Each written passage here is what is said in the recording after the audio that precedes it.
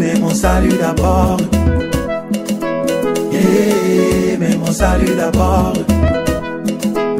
Yeah, mais mon salut d'abord. Je pense à Yeshua Mashiach. Yeah, mon salut d'abord.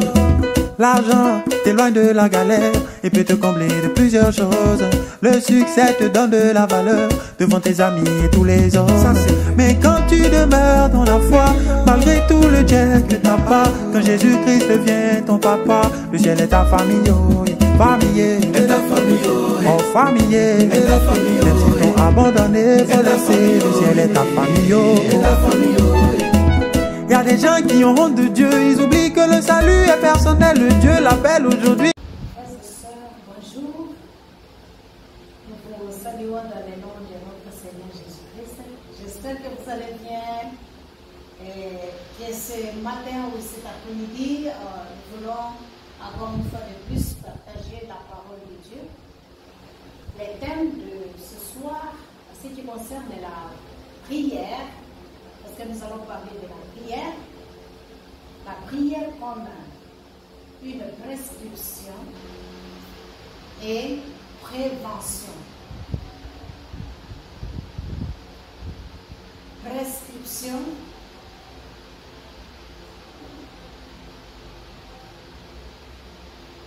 et prévention.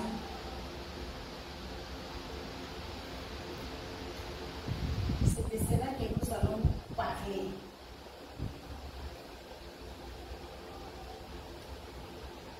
Lorsque quelqu'un est malade, il va voir un médecin et ce médecin-là va faire un diagnostic pour savoir ce qu'il a comme problème. Et on va lui prescrire une ordonnance qu'il doit suivre, qu'il doit prendre comme médicament. Et après cela, il y a la prise en charge. Tout dépend de ce que la personne souffre. Alors moi, aujourd'hui, je voudrais que cette prière dont nous allons parler soit une prise en charge pour vous. Que vous puissiez comprendre pourquoi nous prions et pourquoi la prière est une prise en charge. Des précautions que Dieu a déjà préparées pour nous, comme des prescriptions, afin que nous puissions les suivre et que nous ne puissions pas, n'est-ce pas, souffrir. Lorsque tu vas chez un gynécologue, pour les femmes enceintes par exemple, on va te dire que tu es enceinte. Mais en tant que telle, ce que tu dois faire et ce que tu ne dois pas faire. Vers 3 mois, 6 mois, comment est-ce que ton état de santé doit changer et comment est-ce que ton organisme va fonctionner. Des fois, on te dit quand tu tends vers la fin, à terme, on te dit ce que tu dois manger, ce que tu ne dois pas manger, pour éviter que le bébé soit gros dans ton ventre et que tu ne puisses pas, n'est-ce pas, une femme ne puisse pas échouer à mettre au monde ce bébé-là. Si tu souffres, je ne sais pas, du diabète, tu souffres de quoi, il y a toujours une prise en charge.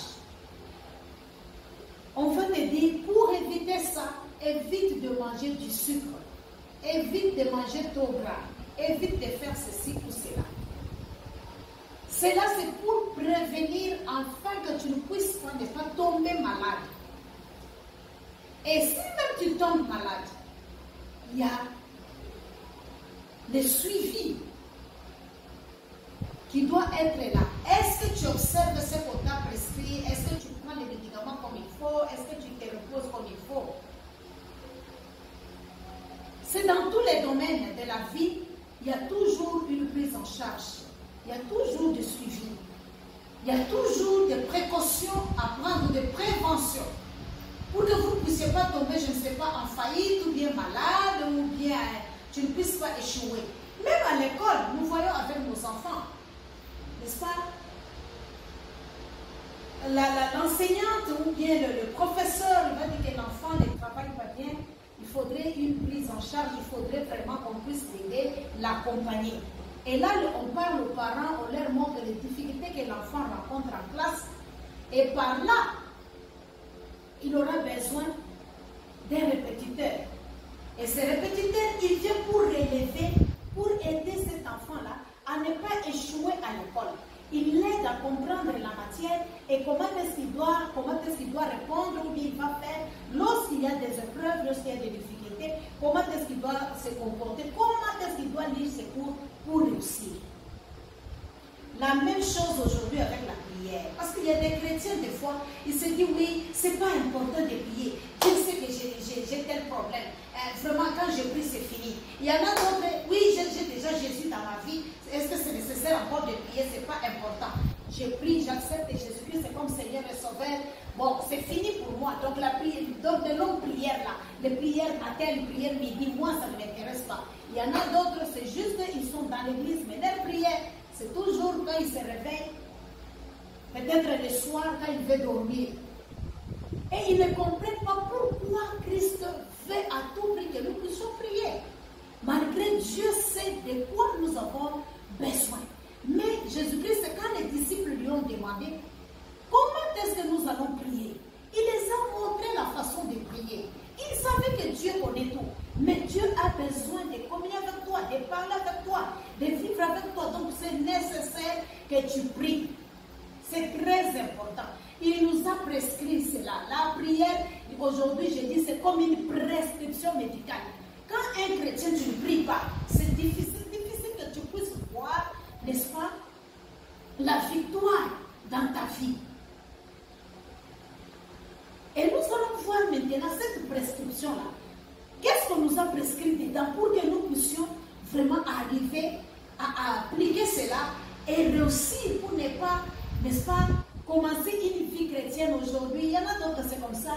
Ils ont un problème aujourd'hui, les chrétiens, après un mois ou bien après une année, il n'y est plus. Mais tout ça, il faudrait que tu retournes au médecin qui est Jésus-Christ. Et le médecin, comme vous le savez, il ne travaille pas seul. Il y a des infirmiers, il y a des infirmières. Et chaque infirmier a aussi son domaine. Il y a des gestionnaires des hôpitaux, il y a ceux-là qui ont étudié la pharmacie, il y a ceux-là qui ont étudié les laboratoires. Donc il y a différentes aussi formations d'État. Donc il faudrait que tu retournes. Et l'infirmière en question n'a pas droit de transformer ce que le médecin a prescrit. Parce que maintenant, les gens, nous sommes sur le Facebook, les gens suivent tout ce qu'on enseigne. Et il faut avoir l'esprit de discernement. Le discernement vient par rapport à la connaissance que tu as de la parole de Dieu, la méditation, la lecture de la parole de Dieu. C'est ce qui va te guider, c'est ce qui va te montrer ce qui est bon et ce qui n'est pas mauvais. On vous dit non, c'est pas nécessaire de faire de longues prières, oui. On vous dit non, c'est pas nécessaire de prier, oui. Mais maintenant, ta vie chrétienne, tu vas la mener comment? Parce que Jésus-Christ lui-même a dit, il faut prier. C'est lui le médecin qui a prescrit. Mais maintenant, nous les serviteurs, nous sommes des infirmiers et autres, nous travaillons dans le champ du maître. Donc nous ne devons pas contredire ce que le maître a dit. Nous ne devons pas changer cela. On n'a pas droit. Notre problème, c'est de mettre de donner le médicament comme le docteur l'a prescrit. Comme les spécialistes d'un domaine, comme il t'a coaché, il t'a donné des conseils, suis cela, tu ne dois pas faire autre chose. N'est-ce pas? C'est ce que nous voulons voir. Nous sommes dans Matthieu chapitre 6. Je suis au verset 8, 9. Nous allons lire jusque peut-être au verset 15 rapidement. Ne leur ressemblez pas, car votre Père sait de quoi vous avez besoin, avant que vous le lui demandiez. Voici donc comment vous devez prier. Notre Père qui es aux cieux, que ton nom soit sanctifié, que ton règne vienne, que ta volonté soit faite sur la terre comme au ciel. Donne-nous aujourd'hui notre pain quotidien. Pardonne-nous nos offenses, comme nous aussi nous pardonnons à ceux qui nous ont offensés. Ne nous induis pas en tentation, mais délivre-nous du malin, car c'est à toi qu'appartiennent dans son siècle les règnes, la puissance et la gloire. Amen. Si vous pardonnez aux hommes leurs offenses, votre Père Céleste vous pardonnera aussi. Mais si vous ne pardonnez pas aux hommes, votre Père ne vous pardonnera pas non plus vos offenses. Je suis en train de parler de la prière. C'est Jésus-Christ qui est en train d'enseigner d'ailleurs à ses disciples. Comment est-ce qu'ils doivent prier? Et là, il est en train de leur dire que ce n'est pas, bien sûr, au verset 6 de multiplier des paroles ou n'est-ce pas, que votre Père exaucera vos prières. Mais le Père exauce parce qu'il connaît déjà ce que vous avez comme besoin. Donc, vous n'avez pas à vous inquiéter d'abord pour ça.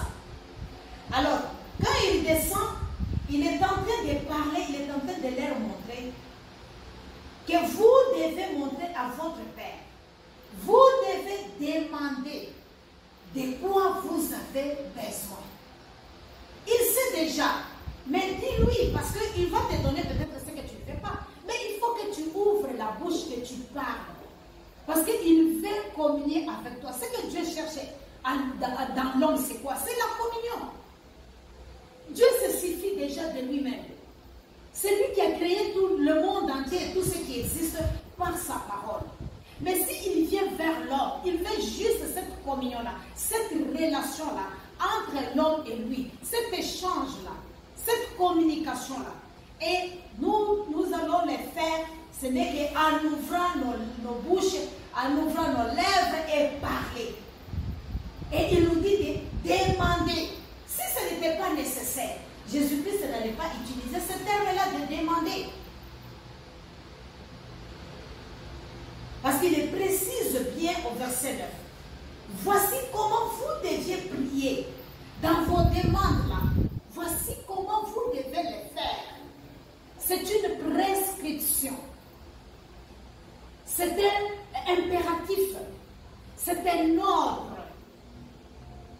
Vous devez prier comme ça.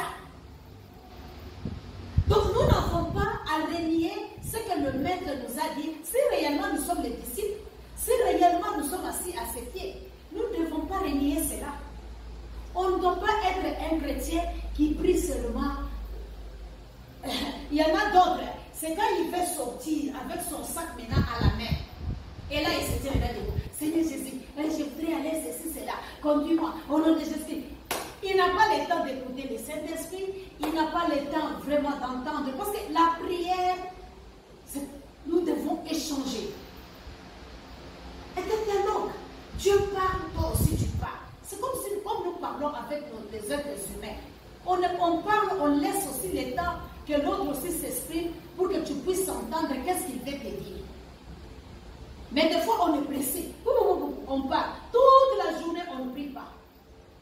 On revient le soir, on est fatigué et puis on dort encore, on ne prie pas. On travaille là. Ah, c'est le travail. On ne peut pas mélanger les choses. Ah, je ne peux pas prier. Ah, moi, c'est comme ça.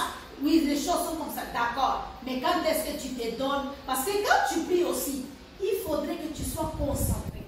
Beaucoup de gens ne reçoivent pas l'exaucement de leur prière parce que des fois, ils ne sont pas concentrés. Ils prient et puis ils jouent avec le téléphone. Ils regardent un peu. Ou bien s'il est dans l'église, un membre, un frère entre, il est en train de prier, les yeux ouverts. Après, on va donner, il prie, et il est en train de prier. Ça, c'est jouer.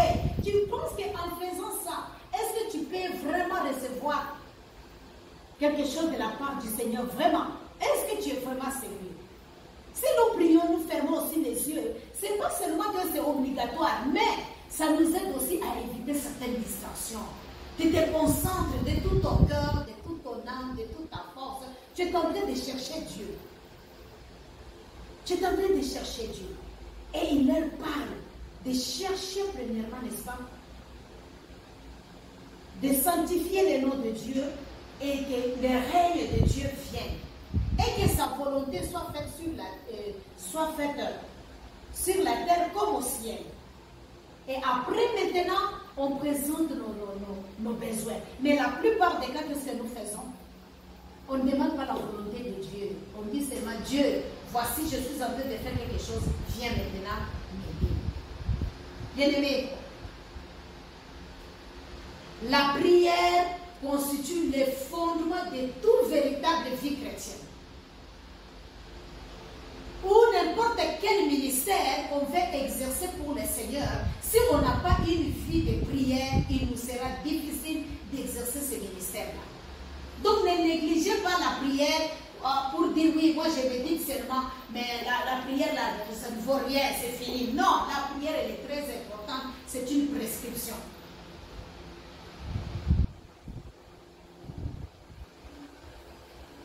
Alors, la prière,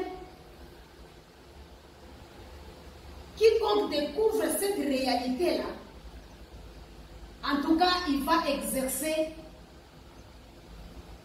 d'une manière vraiment fluctuée et vraiment son ministère sera posé et il va bien travailler pour le Seigneur. Je voudrais aussi par cela donner quelques raisons qui peuvent nous aider de comprendre pourquoi la vie chrétienne, un ministère, doit être posé sur la prière.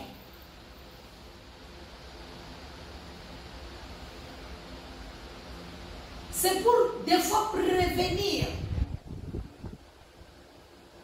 certaines choses dans notre destinée. Ça nous prépare, ça nous aide.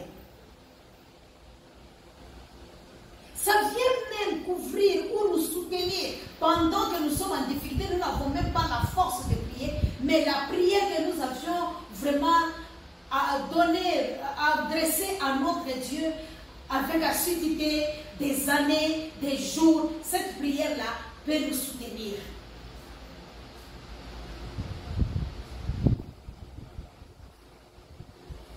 Et lorsque je suis en train de voir la prière elle-même, la première des choses, elle est la clé qui ouvre certaines portes dans notre vie. Une personne qui prie sérieusement, avec ardeur, conscience, courage, persévérance, dans la sincérité de tout son cœur, de tout son âme. En tout cas, le fait de persister, le fait d'être toujours dans la présence de Dieu, il y a des choses d'abord qui se manifestent dans sa vie d'elle-même d'abord. Physiquement ou spirituellement, il gagne beaucoup parce qu'il est en permanence de la présence de Dieu et il reçoit une grâce, une faveur, des révélations, des orientations, n'est-ce pas, de la part du Seigneur. Et de deux, quand la puissance de Dieu descend dans ces prières-là, parce que ce ne sont pas seulement les prières de demande, il y a plusieurs sortes de prières, prières de supplication, prières d'action de grâce, prières d'adoration, surtout dans les prières d'adoration, la puissance de Dieu quand ça descend, bien aimé, ça prend tes faiblesses et Dieu te donne la force, il t'équipe. Ce que tu n'étais pas capable de faire, Dieu maintenant te fortifie, tu seras à mesure de le faire. Bien sûr, la prière est toujours basée, fondée sur la parole de Dieu. J'ai toujours eu l'habitude de vous dire, mes bien-aimés, qu'une prière sans la parole de Dieu, c'est de la magie. Parce que quand on prie seulement, il n'y a pas la parole de Dieu. On prie selon nos pensées, on prie selon ce que nous ressentons ou ce que nous voulons. La parole, Dieu est dans sa parole. La Bible dit, il est derrière sa parole pour accomplir. Donc il nous faut retourner cette parole-là devant Dieu. Je reviens tout le temps sur la prière parce que c'est un ministère, c'est un don que moi j'ai de prier. Alors je préfère que les gens qui m'écoutent, qui me suivent, qui m'aiment, qui m'acceptent, puissent avoir une vie de prière. Parce que j'ai expérimenté des victoires, des choses terribles, mais je suis arrivée à avoir la victoire et à voir la chose se réaliser dans ma vie. Parce que, quelque part, j'étais vraiment assidue dans la prière. Je me suis donnée à cela.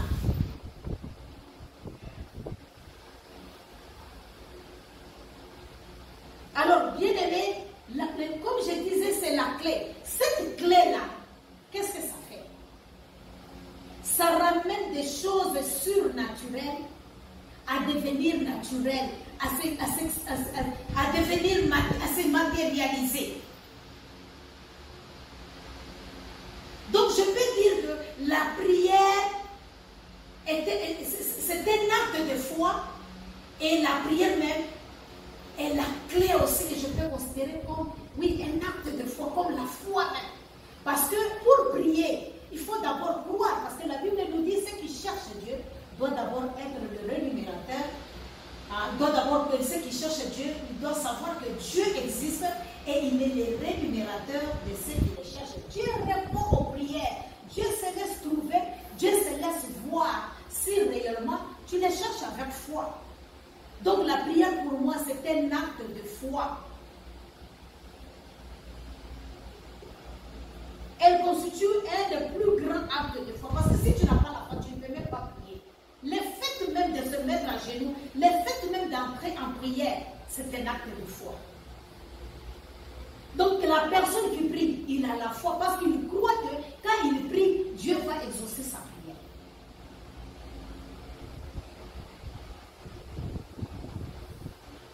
Au début, les gens priaient pour le plaisir de prier. Même moi-même, je priais comme ça parce qu'on était à l'église. Mais à un moment donné, je suis arrivée à comprendre que c'était un acte de foi. Parce que quand quelqu'un prie, il montre premièrement qu'il est humble. Quand quelqu'un prie, il montre deuxièmement qu'il dépend de Dieu.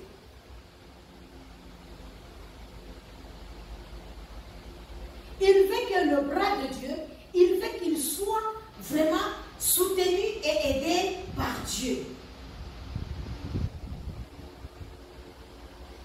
C'est pourquoi chaque fois que vous êtes en train de prier, vous êtes en train de déclarer que vous ne mettez pas votre confiance dans les êtres humains. Nous avions médité Psaume 146, je pense le verset 3. Il dit, ne mettez pas confiance aux grands.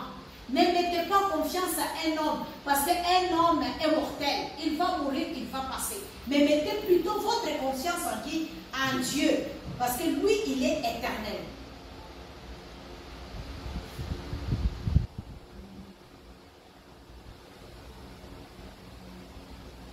Quand vous priez,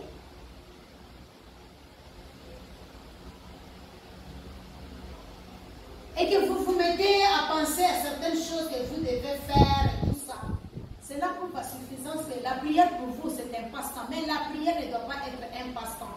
C'est un moment très très très important et un moment très capital où nous rencontrons le Seigneur et où Dieu nous révèle des grandes choses.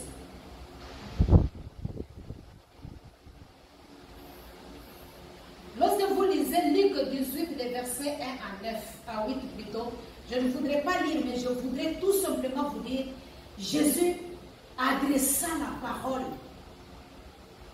Il dit à ses disciples qu'il faut toujours prier.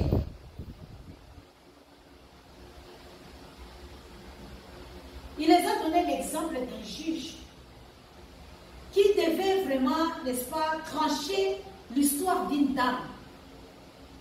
Mais on nous dit que cette dame, les juges là, étaient tellement occupés, n'avaient pas le temps même de se préoccuper de cette dame-là, ni d'attendre d'aller faire le jugement pour cette femme-là.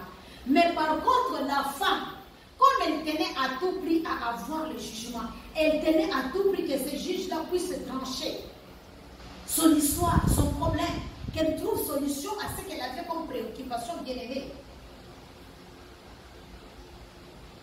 Mais la Bible témoigne clairement que ce juge-là n'avait égard pour personne. Mais la femme l'a importuné, elle a persévéré. Elle est demeurée ferme dans ce qu'elle était en train de faire pour qu'on la fasse justice.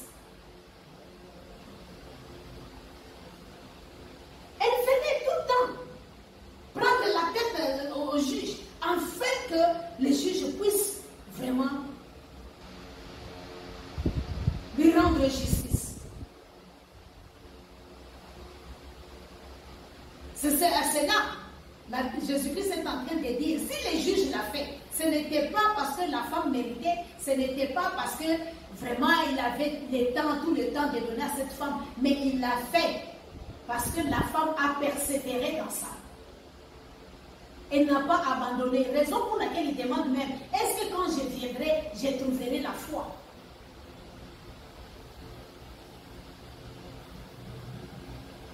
Deuxièmement, la prière est comme, je peux dire, nous prions parce que c'est une expression de foi. Vous allez comprendre, la Bible dit que sans la foi, il est impossible d'être agréable à Dieu. Si quelqu'un n'a pas la foi, si tu ne crois pas, il est difficile que Dieu même, que tu sois agréable ou que tu reçoives quelque chose. Donc la prière, quand tu pries d'abord pour toi-même, tu dois savoir que vraiment la prière est une expression de foi.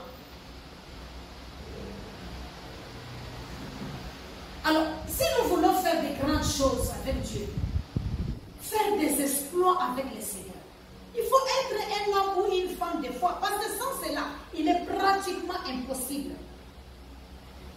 Alors, vous devez devenir un homme de foi, un homme qui va faire des exploits avec le Seigneur ou une femme, c'est par la prière.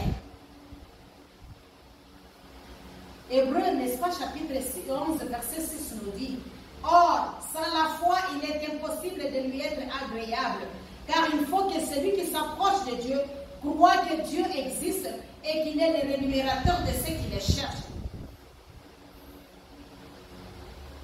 Alors, il est impossible d'être agréable à Dieu, bien-aimé, comme vous le constatez, sans la foi.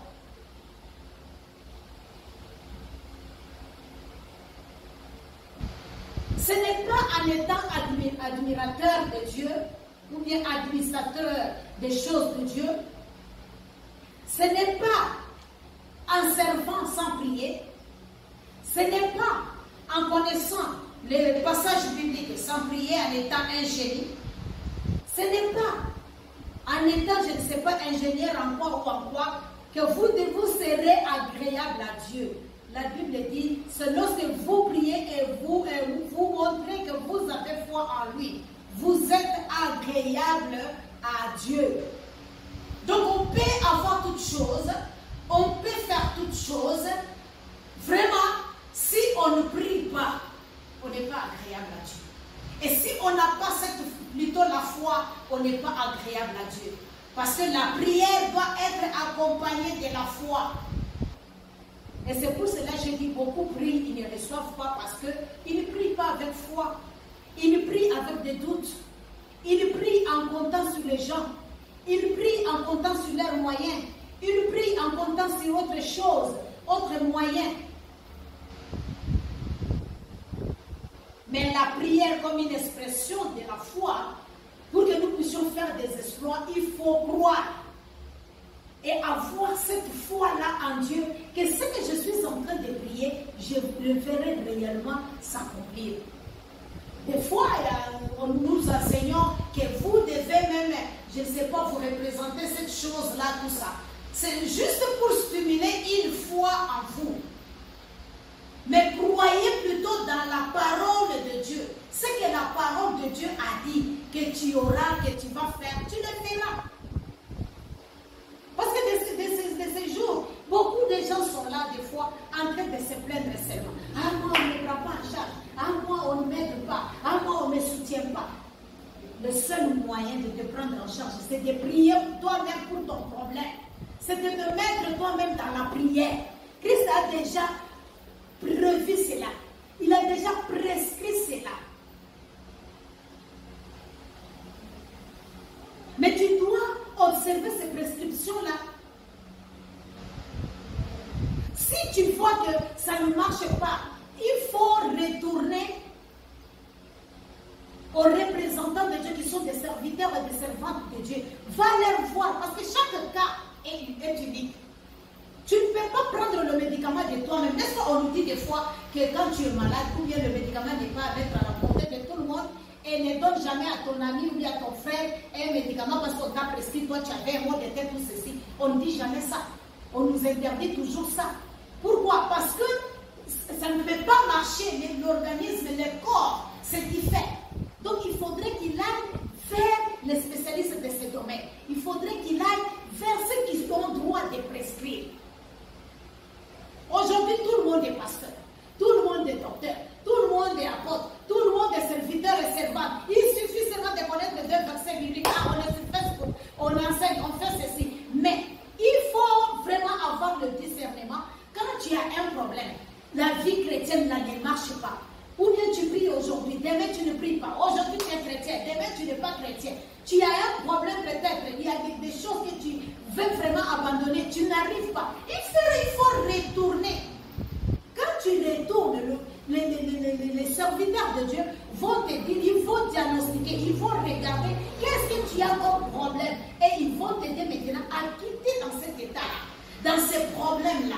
Mais si vous êtes vous-même, les profanes, et vous donnez des conseils, ça restera. Et pour que tu puisses découvrir la voie et t'en sortir, à moins que la grâce de Dieu et l'Esprit de Dieu, que tu puisses vraiment prier, qu'il t'oriente, qu'il te guide. Dans les cas contraires, tu feras des années, tu tournes en rond, tu es toujours le même endroit. Pourquoi? Parce que quelque part, ça n'a pas été bien diagnostiqué, ton problème n'a pas bien été résolu, et tu restes avec, mais tu souffres avec, tu tournes avec toi-même, parce que tu t'es dit, il y a des fois des chrétiens comme ça, orgueilleux. Ah, moi je ne peux pas dire les problèmes à quelqu'un. Et bon, tu ne peux pas dire parce que tu te crois arriver, parce que tu connais. Comme tu ne peux pas, conduis-toi toi-même, c'est bien.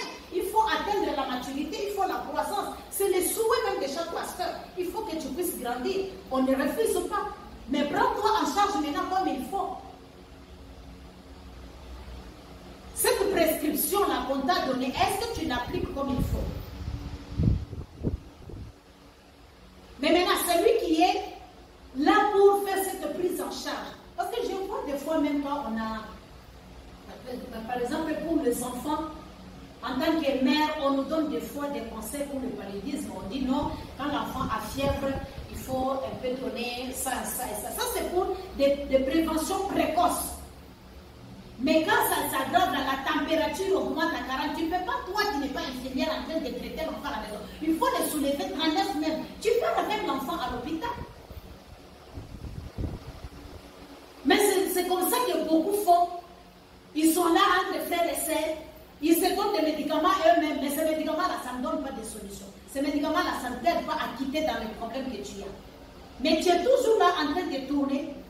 Il y en a d'autres qui sont devenus maintenant des spécialistes qui pleurent toujours, qui se lamentent toujours, qui sont des victimes toujours. Pourquoi? Parce que quelque part, ce qu'on nous a prescrit là, qu'il faut suivre dans la parole de Dieu, la prescription, nous la trouvons déjà, cette ordonnance-là, c'est la parole de Dieu qu'on nous a déjà donnée. Il faut lire pour comprendre comment il faut prier, comment il faut faire. Mais quand tu ne veux pas, tu veux suivre, tu veux écouter les gens, mais on te donne des conseils. Les médecins apprécient. Quand tu arrives à la maison, tu dis oui, comme il a dit que je vais prendre des comprimés, moi je vais prendre 3 parce que j'ai mal à la tête, parce que j'ai trop de douleur. Tu prends 3 et puis tu vas être dans l'agonie. Et après, si tu ne tires pas attention, tu peux même te donner la mort toi-même. Pourquoi? Parce que tu as utilisé, tu as pris le médicament, n'est-ce pas, d'une façon qu'il ne devait pas le faire. Et c'est comme ça, beaucoup de chrétiens, beaucoup de gens sont dans les églises et maintenant, ils n'ont même plus l'envie de prier. Ils n'ont même plus l'envie de servir Dieu. Ils n'ont même plus l'envie, n'est-ce pas, même de faire quoi que ce soit. Pourquoi? Même de suivre. Pourquoi? Parce qu'ils ont été intoxiqués par des faux enseignements, intoxiqués par eux-mêmes, par des médicaments qu'ils ont pris de gauche à droite, s'y croyant connaître, ils ont pris. Et maintenant, pour avancer spirituellement, ils se sentent maintenant coincés. Quelque part, ils n'arrivent pas à surmonter, ils n'arrivent pas à quitter les péchés, ils n'arrivent pas à abandonner la voie qu'ils suivent, ils n'arrivent pas à prier, à faire ce qu'il faut. Pourquoi? Parce que quelque part, il n'a pas suivi ce qu'on lui a prescrit. Mais aujourd'hui, la prise en charge que je suis en train de te dire, c'est de retourner à Christ, c'est de retourner dans la vie de prière, c'est de retourner dans la méditation. Troisièmement, nous prions parce que la prière nous donne l'autorité sur le monde des ténèbres. Nous vous disons toujours que les spirituels commandent les physiques. Si tu n'arrives pas à être stable, équilibré sur le plan spirituel, tu n'arrives pas à prier, tu tu n'arrives pas toi-même à utiliser l'autorité que Christ a mis en toi. Le jour que tu as reçu Christ comme Seigneur et Sauveur, il t'a scellé du Saint-Esprit. Le Saint-Esprit est déjà en toi. Pourquoi tu es toujours ce chrétien peureux là? Pourquoi tu ne peux pas prier toi-même? Pourquoi tu ne peux pas faire certaines choses toi-même? Tu es toujours 10 ans à l'église, 15 ans, 20 ans, 5 ans, 83 ans. Tu es toujours ce bébé spirituel. Pour venir à l'église, il faut qu'on te visite. Pour faire ceci, il faut qu'on te dise. Pour faire cela, il faut qu'on te stimule. Quand il n'y a personne là, toi aussi, tu t'envoies. Quand tu es seul comme chrétien, tu ne peux pas prier. Nous avions observé ça pendant la période de Covid-19 là. Beaucoup ont abandonné la vie de prière. Hein. Ils ne prient plus. Tous les démons qu'on a chassés là sont rentrés. Tous les maris de nuit là sont rentrés. Pourquoi? Ah, je n'arrive pas à prier. Ah, je ne peux plus. Oh. Moi, vraiment, je ne peux pas même gérer. Mais c'est Christ qui a dit, certains démons vont partir par le jeûne et la prière. Mais si toi tu dis que moi je ne peux pas obéir ce que Christ a dit, c'est ton choix. Mais tu ne vas pas vivre ce que Christ a dit. Mais moi je te dis aujourd'hui, retourne à la parole. Retourne à ce que Christ a dit. C'est ça. La prise en charge que je suis en train de te dire. Parce que je vois, je comprends spirituellement que les gens sont vraiment, ils sont secs. Ils n'arrivent pas à prier même 2 minutes. Ils n'arrivent pas à se prendre en charge eux-mêmes. Donc quelque part, il y a l'intoxication, il y a le médicament qu'on a pris de manière qu'il ne faut pas. Donc, il faudrait qu'on prie, n'est-ce pas? Tu utilises cette autorité-là. Lorsque vous lisez Matthieu 7, versets 28 à 29,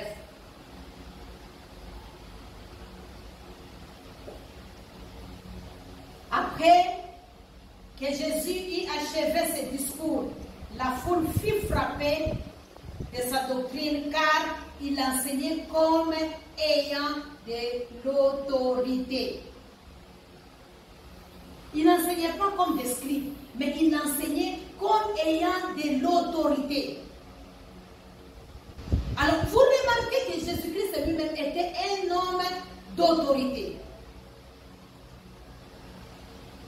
L'autorité peut être définie comme étant, n'est-ce pas, une...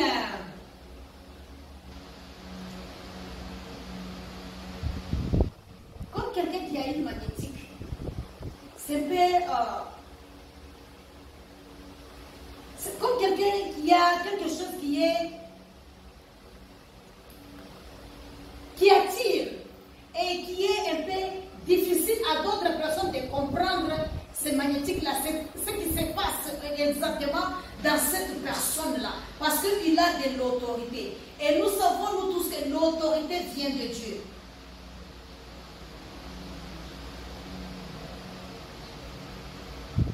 Et quand quelqu'un a cette autorité-là, il a de l'assurance. Et c'est pour cela qu'il nous dit aussi que nous devons avoir cette autorité en nous. Lorsque nous parlons de lui, nous devons savoir que nous avons cette autorité-là.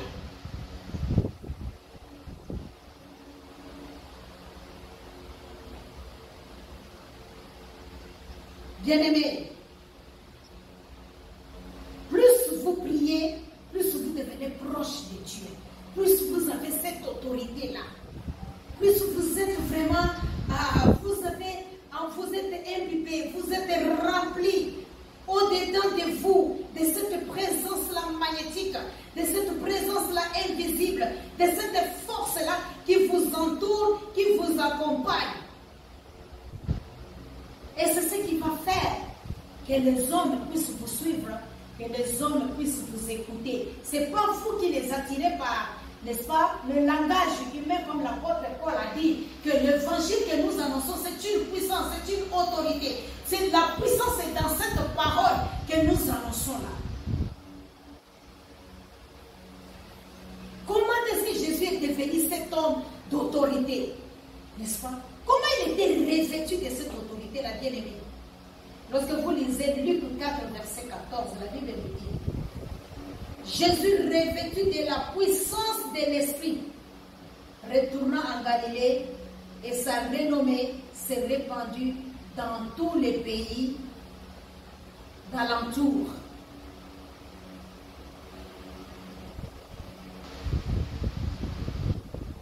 le mot puissance est défini ou traduit dans le mot grec comme dynamis. Dynamis qui signifie puissance miraculeuse, capacité, abondance, force, violence, œuvre puissante et merveilleuse, puissante et ambulatoire. Ambulante, je peux dire. Ambulante. Oui, c'est ça le français. Ambulante. Mais Christ avait cette autorité-là. Jésus est devenu cet homme autoritaire. Il avait la puissance. Il avait cette force en lui. Quand il a prêché la première fois, n'est-ce pas, son premier sermon à Nazareth, la réaction des gens fut vraiment étonnée et extraordinaire. À cause de cette puissance-là, magnétique qui est en lui, qui travaillait, qui attire.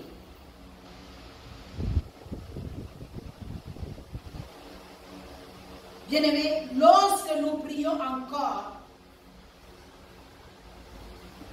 la prière fait de nous une personne ointe. C'est très important. L'onction, nous sommes toujours, des fois on fait des prières, double onction ne viendra pas comme ça.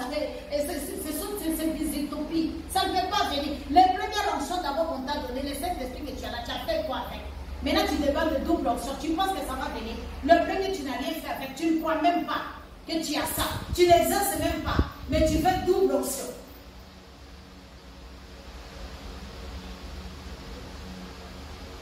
Quand vous êtes proche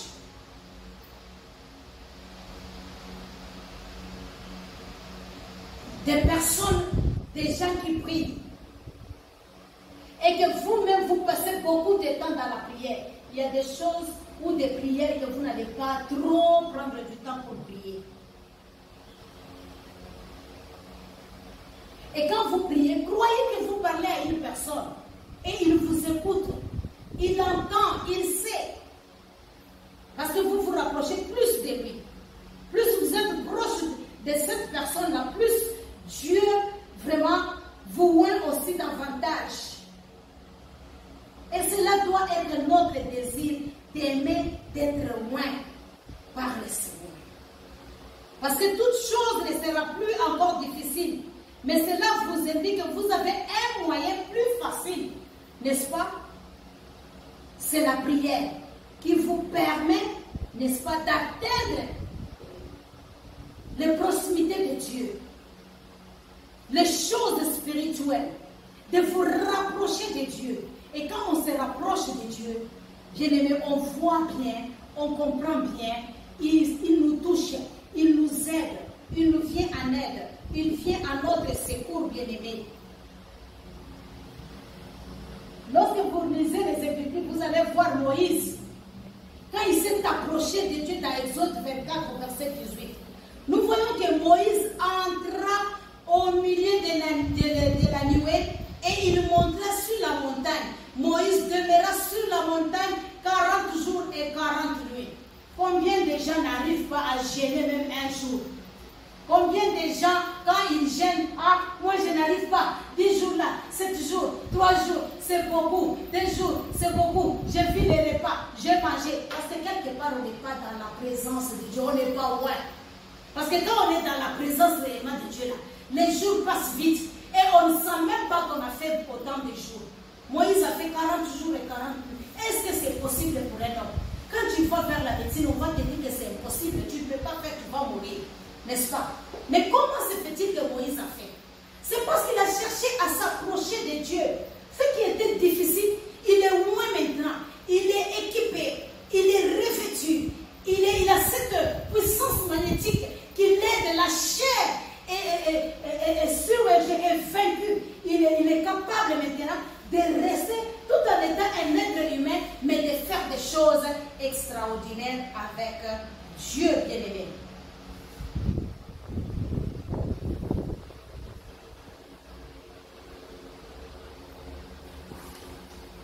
Et pour terminer,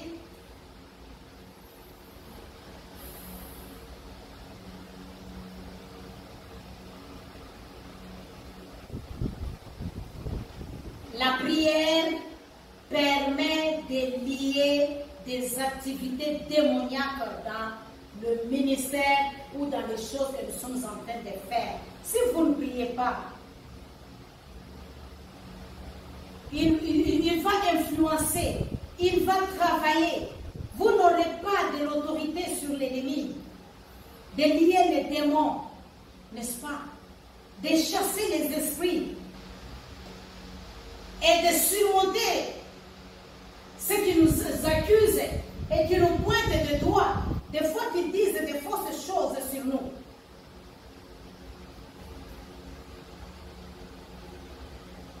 La prière, cinquièmement, nous aide à atteindre de nouvelles dimensions.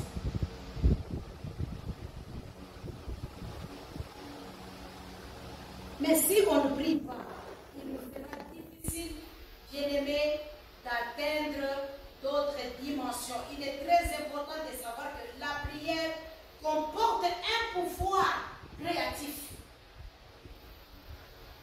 Si vous débutez un travail, un ministère, et que certaines choses ne viendront pas à l'existence comme ça, il faudrait la prière.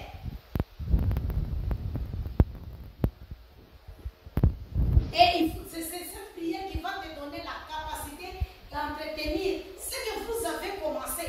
Si vous n'avez pas la vie de prière, il sera difficile, les choses vont se gâter et se détruire. Ce n'est pas que Dieu est contre vous, mais c'est tout simplement parce que vous ne priez pas. Et ça, c'est très important.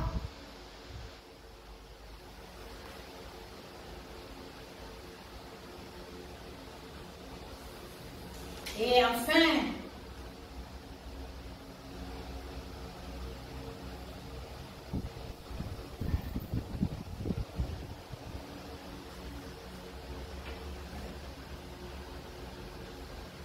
Jésus-Christ a demandé, n'est-ce pas, aux apôtres de prier, de ne pas renoncer à la prière, mais de continuer à prier, parce qu'ils devaient gérer des choses, des tâches qu'ils avaient, ils devaient les faire. Et nous aussi, nous devons prier, bien-aimés. La grandeur des ministères ou des dons que nous faisons ou des exercices que nous faisons ou des services dépend de la profondeur de l'intercession.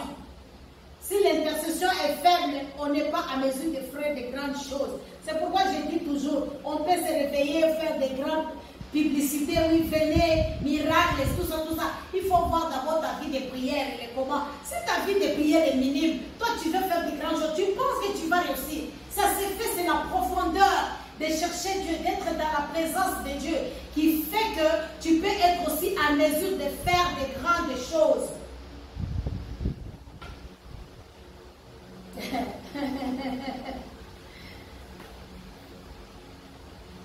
Nous savons que Christ intercède pour nous, n'est-ce pas? Il est mort pour nous selon Romains 8, n'est-ce pas, verset 34. Christ est mort, bien plus il est ressuscité, il est à la droite de Dieu, il intercède pour nous. Croyons à cela, mais nous ne devons pas nous taire, parce que Christ est en train d'intercéder, mais nous devons aussi faire notre part.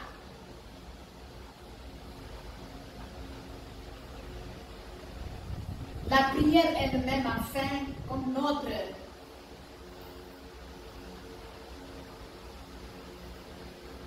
soutien et exhortation que nous vous donnons, précaution que nous sommes en train de faire, Christ, enfin, la prière était vraiment, faisait partie de son ministère.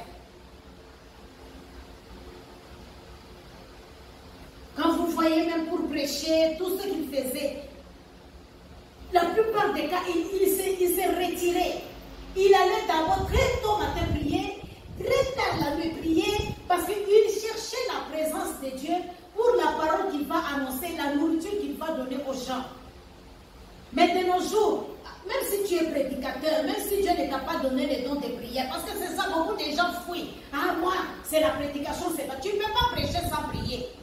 Même la prédication, il faut prier, parce que les gens là, pour qu'ils puissent entendre, qu'ils puissent comprendre quelque chose, il faudrait que l'Esprit de Dieu puisse les aider.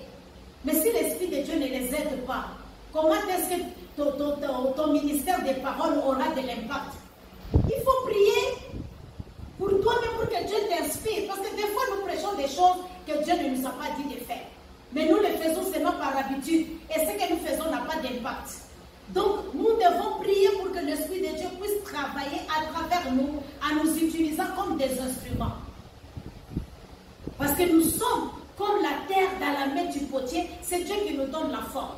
Alors, il nous utilise comme il veut, parce que si nous sommes ces bases d'honneur-là, que lui-même s'est choisi et il veut utiliser comme il veut, qui sommes-nous pour refuser? Donc, nous devons nous laisser qu'il puisse nous utiliser. Mais nous devons prier pour qu'il nous utilise. Nous devons prier pour que la parole puisse être puissante, la parole puisse transformer, la parole puisse atteindre les gens, la parole puisse guérir, la parole puisse consoler, la parole puisse bander les plaies, la parole puisse relever les gens, la parole puisse booster les ministères, booster les gens, aider les gens d'aller plus loin, de faire des grandes choses avec le Seigneur. C'est dans la parole de Dieu où tout se trouve. Alors nous prenons cela avec la vie des prières, nous prions, nous transmettons que ce que nous avons. Si nous n'avons rien, qu'allons-nous donner? On nous donne que ce qu'on a. Mais si tu n'as rien, qu'est-ce que tu vas donner? Il te sera difficile. Et c'est pour cela que tu vas donner un grand message, un bon message. Mais les gens ne comprennent pas pourquoi. Parce que toi-même, tu penses que la prière, tu minimises la vie des prières. Et quand tu minimises la vie des prières, c'est difficile vraiment que ton ministère puisse vraiment atteindre le niveau qu'il faut. Parce que quelque part, tu ignores la force aussi qui est dans la prière. Alors, bien-aimé, comme je t'ai dit, je t'exhorte de te prendre en charge. C'est une prise en charge que je suis en train de te dire. Parce que tu dois prendre cela par la prière. Si tu es habitué à prier pour toi-même, même quand tu traverseras des moments difficiles, tu prieras encore. Même quand tu seras seul en voyage, tu prieras. Même quand il n'y aura personne à côté de toi, tu prieras. Même quand tout n'ira pas bien, tu prieras. Bien-aimé, le médicament pour avoir une vie de prière, c'est prier. Prier. Prier, prier encore. C'est à ce moment-là que tu seras un homme ou une femme de prière. C'est ça, la prescription que Christ nous a dit. Si tu as la vie de prière, tu verras que tu vas prier et Dieu va exaucer ta prière. Les choses que tu cherches, tu les verras. Tu verras que certaines choses, vraiment, ça sera plus facile pour toi. Devant les démons, tu ne vas pas avoir peur parce que tu vas utiliser l'autorité qui est en toi. La nuit, tu es seul dans un moment où tu sens que vraiment tout le monde dit que ça ne va pas marcher avec toi, tu es dans l'insécurité. Mais par contre, toi, parce que tu as la vie de prière, tu es dans la sécurité avec le Seigneur. Quand tout le monde t'abandonne, tu es avec Dieu.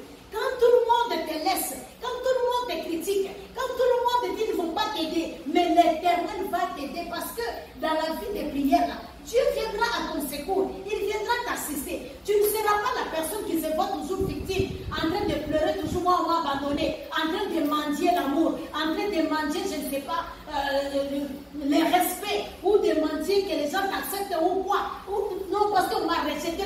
Non, parce que si tu as la vie de prière, Christ te suffit. Il est tout pour toi. Voilà, bien-aimés dans le Seigneur, nous devons avoir une vie de prière. Ne restez pas dans la vie de prière seulement, de prier quand on veut manger, prier quand on veut sortir, prier quand on veut marcher, ou bien on veut boire quelque chose ou quoi. Non! La prière doit être notre mode de vie. C'est la respiration même. La prière est comme le poumon. Quand tu n'as pas ça, comment est-ce que tu vas vivre? La prière, c'est ce qui permet que nous entrons dans la présence de Dieu, nous puissions creuser, nous puissions prendre, nous puissions ouvrir des portes, des dépôts de bénédiction, en prendre et descendre avec, que ce soit pour nous. Mais si tu n'as pas ça, comment est-ce que tu vas faire?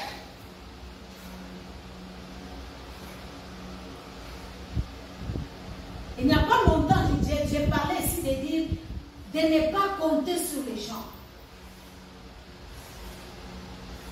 Parce que l'homme peut se fatiguer, l'homme peut dire j'en ai marre, l'homme peut dire moi je m'en fous, l'homme peut dire bon moi aussi j'ai ma vie. Et vous devez comprendre que sur la terre chacun a ses problèmes. Et quand il a ces problèmes-là, il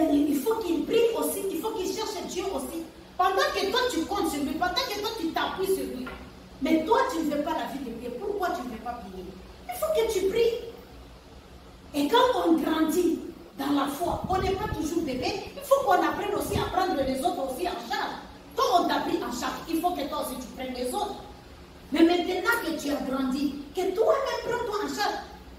Un papa, c'est un papa et tu ne dois pas encore, tu es déjà papa avec les enfants. Tu cherches à aller encore chez ton papa, chez vous, à la maison, pour que ta maman, à 50 ans, à 60 ans, c'est anormal.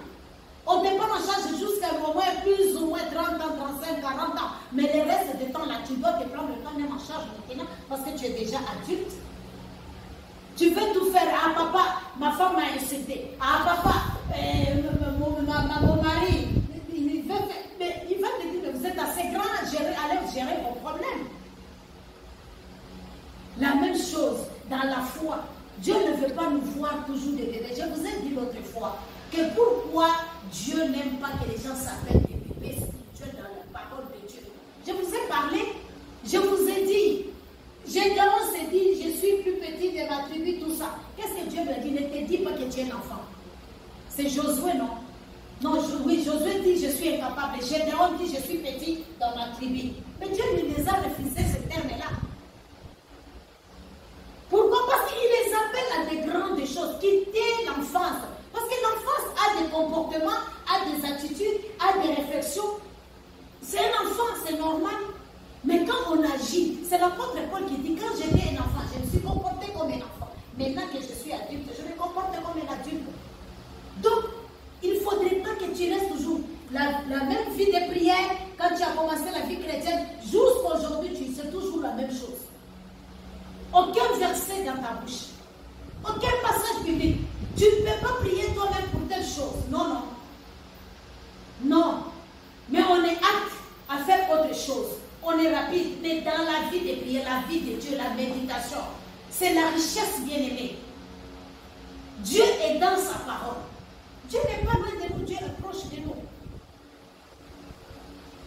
Donc ne te vois pas que tu es un enfant. Même si tu es un enfant, il faut grandir. C'est normal, on commence toujours par l'enfance, un bébé, n'est-ce pas?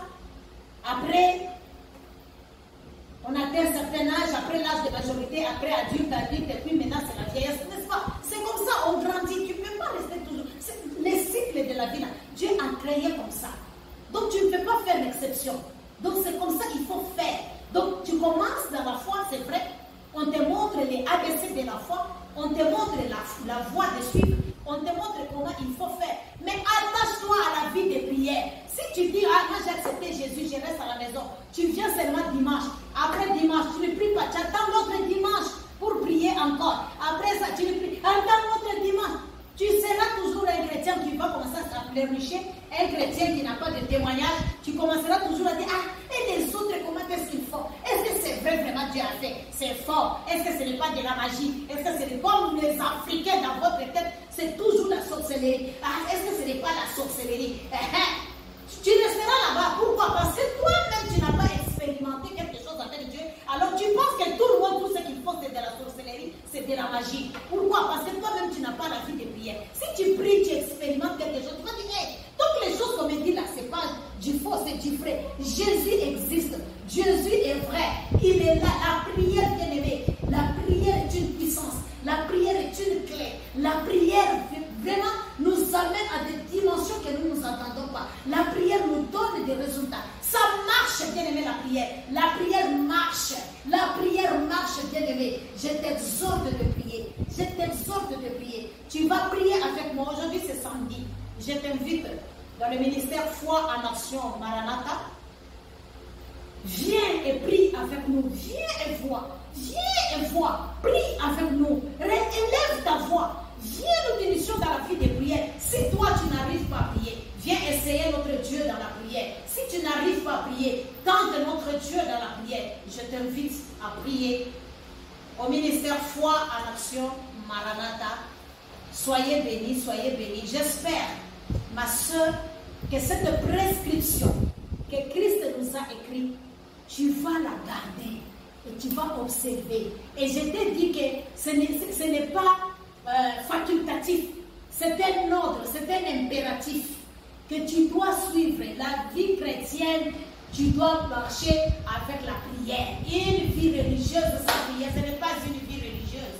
Donc tu dois t'attacher à la vie de prière. La vie de prière doit faire partie de ta vie. Ça doit faire partie de toi. Ça doit faire partie de toi. Et c'est Christ qui a prescrit lui-même. Ce n'est pas un homme, ce n'est pas moi qui ai inventé ça. C'est dans la parole de Dieu, la vie de prière. Donc tu dois suivre ça, tu dois avoir cette vie de prière. Et en même temps,